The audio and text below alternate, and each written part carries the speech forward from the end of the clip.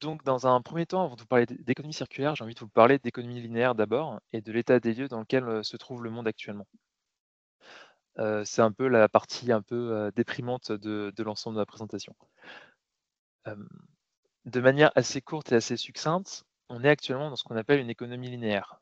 Ça veut dire qu'en fait, on extrait des matières premières, on produit, donc tout un pas mal de types de biens et de services que l'on consomme, dans le meilleur des cas, et qu'après on jette. Et donc en fait, actuellement, cette économie-là représente 92 de notre économie actuelle. Les 8 qui restent sont de l'économie circulaire de près ou de loin, mais on y reviendra sur tout le restant de cette présentation. Et en fait, cette économie linéaire-là, a un certain nombre de problèmes et d'enjeux qui y sont associés. On a, comme vous le savez, un changement climatique avec une hausse des températures. On a des problématiques de stress hydrique. Ça veut dire qu'en fait, on manque d'eau, sur certaines, enfin, on manque régulièrement d'eau à l'échelle planétaire et ça a des répercussions justement sur notre économie actuelle. Pour donner un exemple concret, il y a eu une, grosse sécheresse, l'an dernier ou il y a 2 ans à Taïwan et en fait, ça a complètement, mis par terre toute la production de puces électroniques, mondiale parce qu'en fait, ils avaient le choix entre produire des puces électroniques ou laisser les gens boire de l'eau. Bon, heureusement pour nous, ils ont préféré laisser boire de l'eau, enfin que les gens boivent de l'eau. Hem, on a aussi une autre problématique, d'un point de vue plastique, d'un point de vue océan. On estime que d'ici 2050, 50 il y aura autant de poissons que de plastique dans les océans. Ce qui est forcément dramatique et à l'échelle planétaire, enfin et à l'échelle, de la biodiversité et à l'échelle humaine, parce que forcément, on préfère manger du poisson que du plastique.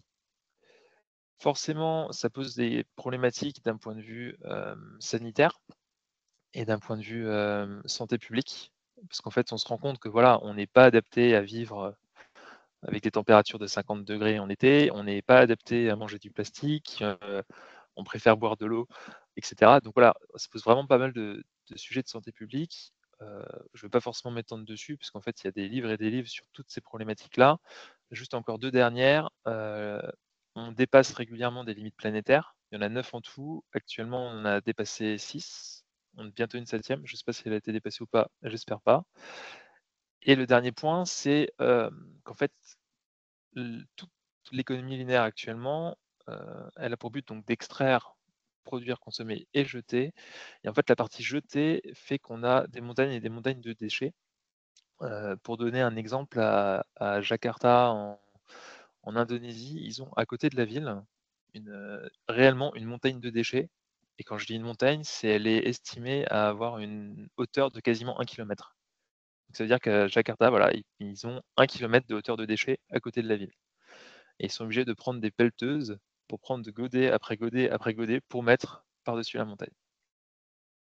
Donc ça, c'était la partie déprimante, de la slide, enfin de l'ensemble des slides, de la présentation.